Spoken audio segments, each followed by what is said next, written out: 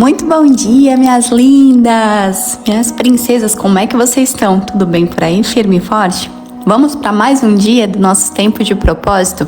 Hoje, o 12º dia, e hoje a gente vai meditar lá em Provérbios 1, 5, 6, que diz assim: Se o sábio der ouvidos, aumentará seu conhecimento, e quem tem discernimento obterá orientação para compreender provérbios e parábolas, ditados e enigmas dos sábios.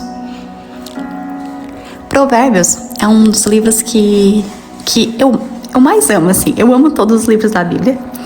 Tem alguns em especial que eu mais gosto, mas Provérbios com certeza é um dos livros que eu amo ler. E foi um dos primeiros, eu acho, que eu comecei a ler na época. E ele é como... Os conhecimentos de Provérbios são como conselhos para o nosso dia a dia, sabe? Lá tem práticas para tudo que você imaginar, né? Ele te aconselha para todas as áreas da tua vida. E Provérbios é conhecido como o livro da sabedoria, né? E a sabedoria, gente, nada mais é do que a gente colocar em prática aquilo que a gente sabe, né? A gente conseguir fazer com que o que a gente pensa, a gente sente, a gente acredita, a gente coloque em prática, sabe? A gente haja, né, alinhado com essa congruência, sabe? E a gente só consegue fazer isso quando a gente tem sabedoria, porque senão a gente não consegue compreender, sabe? Aquilo que a gente pensa, a gente não consegue ter autoconhecimento de entender um pouco daquilo que a gente quer, que pra gente é um valor, que pra gente é um princípio, que pra gente é importante. A gente não consegue alinhar, né, com os nossos sentimentos, com as nossas palavras, com as nossas ações. Então, a gente precisa de sabedoria. A Bíblia é tão linda porque ela ensina que a sabedoria, a verdadeira sabedoria, ela vem de temer a Deus.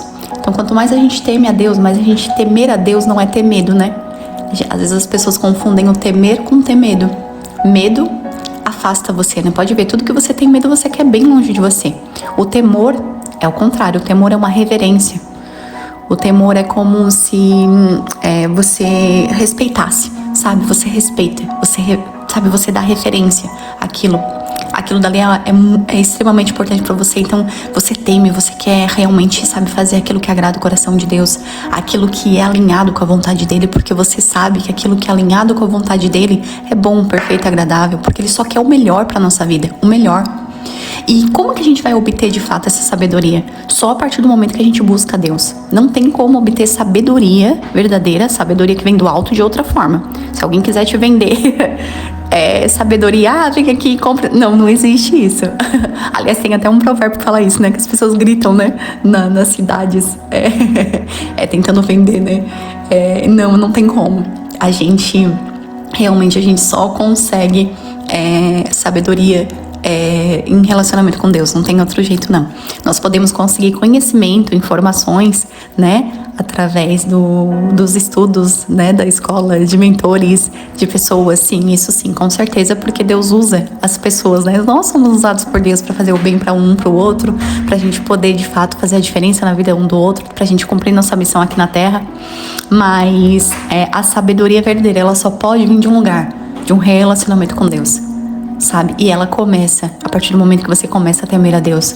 E temer a Deus Senhor, o que tu queres que eu faça? Porque eu quero me alinhar com a tua vontade. Senhor, o que é que tu queres que eu viva, que eu diga, como isso que o Senhor quer que eu ande? Porque eu quero fazer aquilo que agrada o teu coração. E aí, a gente vai pra onde? A gente vai pra Bíblia, porque a Bíblia é um manual da nossa vida.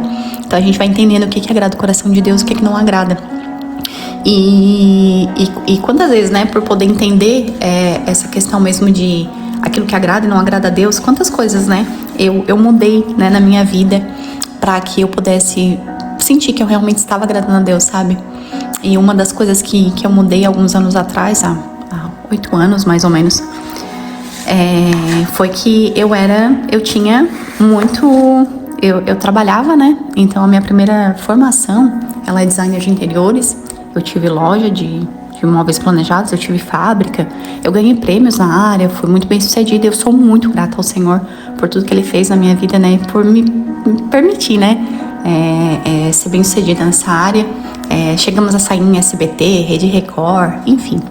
Só que existiu um momento na minha vida em que o meu ciclo ele mudou, né? A minha estação ela mudou. Então, com o nascimento da minha segunda filha, eu já comecei a ver que eu precisava alinhar melhor as minhas prioridades, né? E nessa época, além de trabalhar com designer, como designer de interiores, ter loja, ter fábrica, eu também fazia rádio e também dava treinamento em empresas, assim, palestras em empresas. Então, assim, eu tava ficando muito sobrecarregada porque era muita coisa. Eu amava tudo que eu fazia, mas naquele momento ali com as crianças eu precisava me dedicar mais à minha família. E um dia eu escutei um versículo que fala sobre isso. Eu tava vendo um vídeo do Thiago Brunet e apareceu ele falando um versículo que dizia que quem não cuida dos seus é pior do que um pagão, né? Esqueceu a fé. E eu achei tão forte aquilo porque eu me culpava muito, sabe? Porque eu saía muito cedo, eu chegava muito tarde e os meus filhos eram cuidados, né? Pela avó deles. Depois eles iam pra creche, então muitas vezes quando eu chegava eles já estavam quase dormindo, né? Eu não tinha muito tempo. E aquilo me doía muito, e eu acho que essa coisa da culpa já é muito natural na mãe, né? A gente já se culpa naturalmente, né? Mas quando parece que a gente sente, sabe? Eu sempre tive muita necessidade de ser excelente naquilo que eu faço, assim. Eu sempre tive uma competição muito séria comigo. Eu não sou de competir com as pessoas, eu sou de competir comigo, sabe? De tipo assim, peraí, eu tenho que ser melhor nisso daqui, eu preciso fazer mais. Então no momento que eu escutei esse versículo, eu disse, Senhor, eu quero agradar o teu coração. O que eu preciso fazer? Eu comecei a orar, comecei a diminuir a minha carga horária, dedicar tempo de manhã para as crianças, trabalhar só à tarde. Só que ainda era muito corrido, porque eu tinha a loja, a fábrica, muitas vezes eu não conseguia folgar de manhã, cuidar deles, enfim. E eu comecei a ver que eu precisava mudar a minha vida. E mudar não é fácil, né, gente? Mas existia um momento em que eu senti, não, chegou a hora de realmente fechar a minha fábrica, fechar a minha loja e só me dedicar para uma coisa só, e eu resolvi escolher, então, o desenvolvimento pessoal, né, e profissional, que é a área que eu trabalho hoje, e comecei a estudar mais.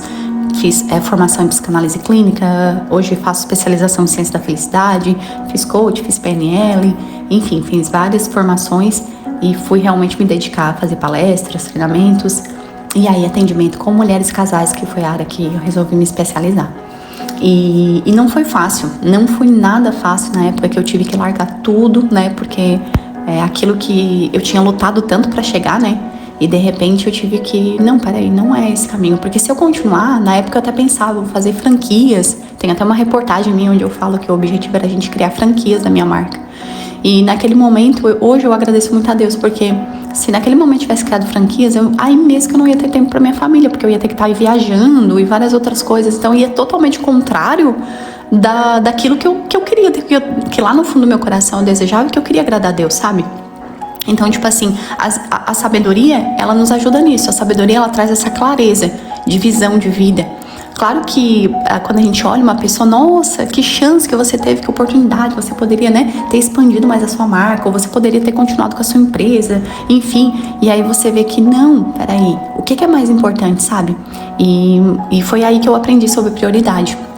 Foi nesse tempo de deserto, de dificuldade, de ter trabalhado tanto para chegar onde eu achava que, uau, é aqui, nossa. E aí, de repente, eu senti que, não, agora eu preciso alinhar a minha vontade com a vontade de Deus. E a vontade de Deus hoje, Ele me deu uma família, me presenteou com uma família, Ele quer que eu cuide da melhor forma dessa família. E eu também quero ser excelente naquilo que eu faço, porque eu quero agradar o coração de Deus, sabe? Então a minha maior motivação era, Senhor, eu quero agradar o teu coração, eu quero agradar o teu coração. E depois, claro, aos poucos, né, eu fui voltando ali, dando palestras, treinamentos e voltando a estudar, tudo com 4 meses. Eu lembro eu levando meu filho pra estudar numa formação que eu fiz, o meu peito cheio de leite, sabe? Quando é que a gente tá ainda, né, amamentando. E ele foi comigo, era um hotel, a formação era num centro de eventos. E a menina, eu tinha uma menina que me ajudava a cuidar, né? Então ela ficava com ele no quarto enquanto eu ia fazer a formação. Então eu ia e voltava, sabe? Quando eu senti que o meu peito tava cheio, eu disse, meu Deus, tava na hora de amamentar ele. Então eu ia lá, fazia a formação, depois voltava pro quarto, cuidava dele, e aí depois descia lá e fazia... Enfim, eu tive que dar o meu jeito, assim. Então, continuei estudando, continuei fazendo minhas coisas, mas realmente focada naquilo que pra Deus era mais... Que era realmente, sabe, agradar o coração de Deus. E a família é o primeiro ministério. E hoje, assim, olhando, né, no momento que a gente faz essas mudanças, é tudo tão difícil. Mas hoje, olhando, assim, eu sou tão grata a Deus, sabe? Porque quanto ele me abençoou, quanto ele me honrou. E muitas vezes eu tive que renunciar, sabe? Quando você renuncia, parece que você tá perdendo, né? O mundo diz, porque o que o mundo diz? Você renunciou, você tá perdendo. Mas a Bíblia, né, para Deus é diferente. A partir do momento que você renuncia por amor ao Senhor, você tá ganhando, sabe?